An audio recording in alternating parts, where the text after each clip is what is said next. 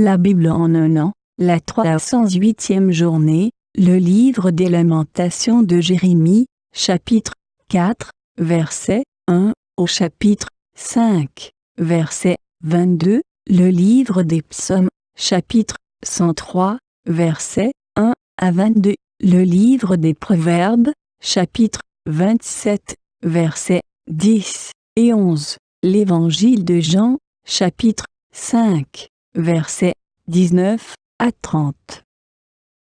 Le livre des Lamentations, chapitre 4. Comment l'or perd de son éclat, l'or pur se ternit. Les pierres saintes se dispersent à tous les coins de rue. Les fils de Sion étaient précieux, leur valeur était égale à celle de l'or fin. Comment les voilà considérés comme des vases de terre faits par les mains du potier. Même les chacals présentent leurs mamelles pour allaiter leurs petits, mais la fille de mon peuple est devenue aussi cruelle que les autruches du désert. La langue du nouveau-né s'attache à son palais desséché par la soif. Les enfants demandent du pain et personne ne leur en donne. Ceux qui se nourrissaient des plats les plus raffinés sont mourants dans les rues. Ceux qui étaient habitués au luxe embrassent les fumiers. La faute de la fille de mon peuple est plus grande que le péché de Sodome.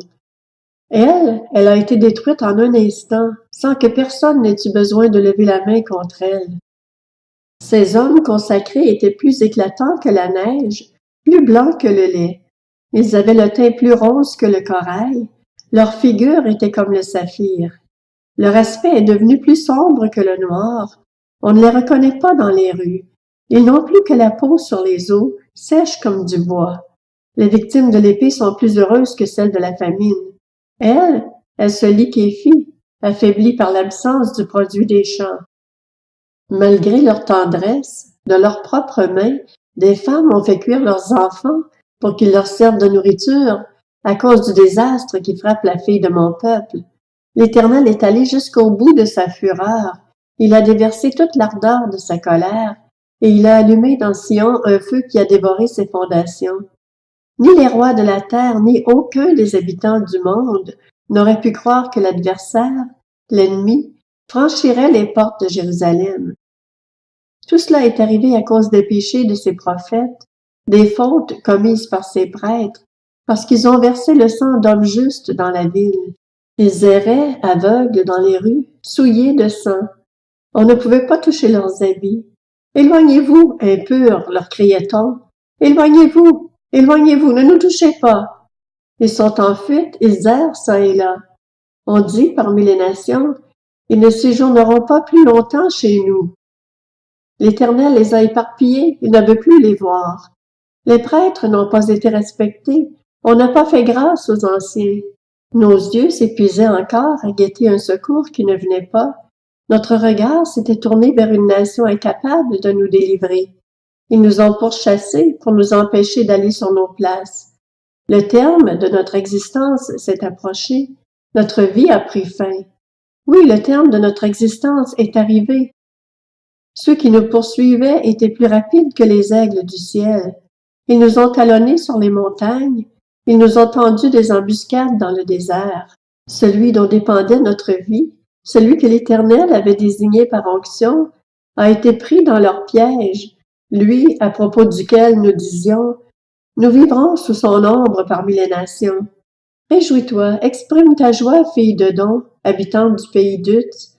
Vers toi aussi la coupe passera.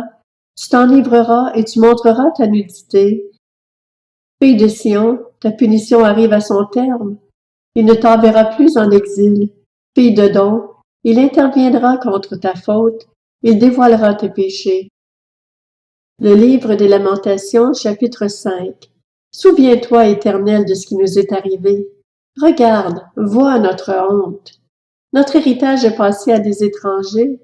Nos maisons sont passées à des inconnus. Nous sommes devenus orphelins, privés de père. Nos mères sont comme des veuves. Notre eau, nous devons la payer pour la boire. Notre bois, nous devons l'acheter pour pouvoir en disposer. Ceux qui nous persécutent sont sur notre dos. Nous sommes épuisés, nous n'avons pas de repos. Nous avons tendu la main vers l'Égypte, vers la Syrie, pour manger à notre faim. Nos pères ont péché, ils ne sont plus là. et c'est nous qui supportons les conséquences de leurs fautes. Des esclaves dominent sur nous et il n'y a personne pour nous arracher à leur pouvoir. Nous risquons notre vie pour chercher de la nourriture à cause des attaques provenant du désert. Notre peau est bouillante comme un four à cause des brûlures de la faim. Ils ont violé des femmes dans Sion, des jeunes filles dans les villes de Juda. Des chefs ont été pendus par les mains, la personne des anciens n'a pas été respectée. Des jeunes hommes ont dû porter la pierre à moudre, des enfants ont trébuché sous des fardeaux de bois. Les anciens ont déserté les portes de la ville, les jeunes hommes ont arrêté de chanter.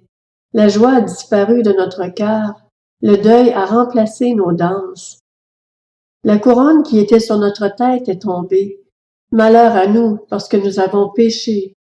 Si notre cœur est souffrant, si nos yeux sont obscurcis, c'est parce que le mont Sion est dévasté et que les renards y rôdent. Toi, Éternel, tu règnes pour toujours. Ton trône subsiste de génération en génération. Pourquoi nous oublier définitivement, nous abandonner pendant si longtemps? Fais-nous revenir vers toi, Éternel, et nous reviendrons. Donne-nous encore des jours pareils à ceux du passé. Nous aurais-tu entièrement rejetés? Serais-tu irrité contre nous à l'excès? Le livre des Psaumes, chapitre 103, de David. Bénis l'Éternel, mon âme. Que tout ce qui est en moi bénisse son saint nom. Bénis l'Éternel, mon âme, et n'oublie aucun de ses bienfaits. C'est lui qui pardonne toutes tes fautes, qui guérit toutes tes maladies. C'est lui qui délivre ta vie de la tombe, qui te couronne de bonté et de compassion. C'est lui qui rassasie de bien ta vieillesse, qui te fait rajeunir comme l'aigle. L'Éternel fait justice, il fait droit à tous les opprimés. Il a fait connaître ses voies à Moïse, ses hauts faits aux enfants d'Israël. L'Éternel fait grâce, il est rempli de compassion, il est lent à la colère et riche en bonté. Il ne conteste pas sans fin, il ne garde pas éternellement sa colère. Il ne nous traite pas conformément à nos péchés, il ne nous punit pas comme le mériteraient nos fautes. Mais autant le ciel est élevé au-dessus de la terre, autant sa bonté est grande pour ceux qui le craignent. Autant l'Orient est éloigné de l'Occident, autant il éloigne de nous nos transgressions. Comme un père a compassion de ses enfants, l'Éternel a compassion de ceux qui le craignent, car il sait de quoi nous sommes faits et se souvient que nous sommes poussière.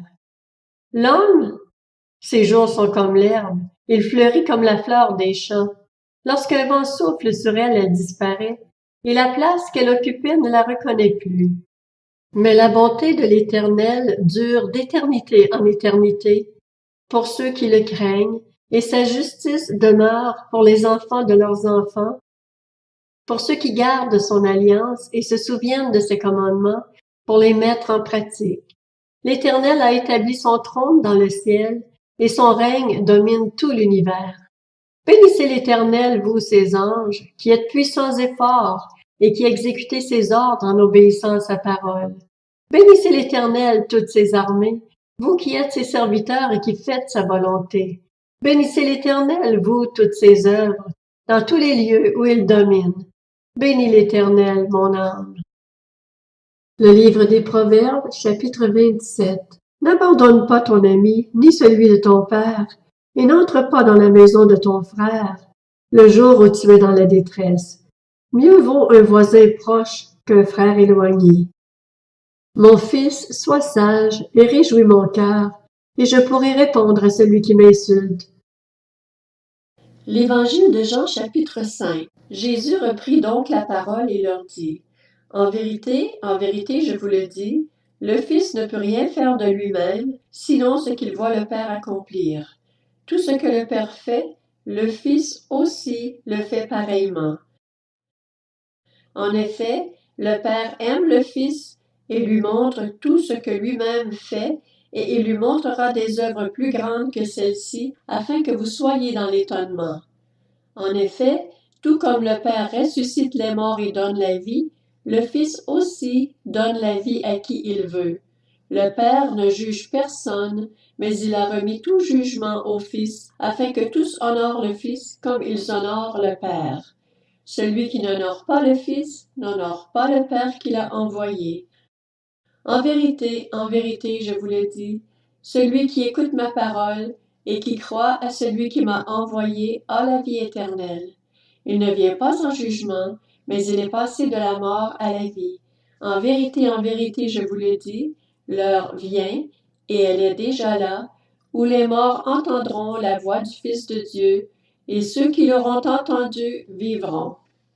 En effet, tout comme le Père a la vie en lui-même, ainsi il a donné au Fils d'avoir la vie en lui-même.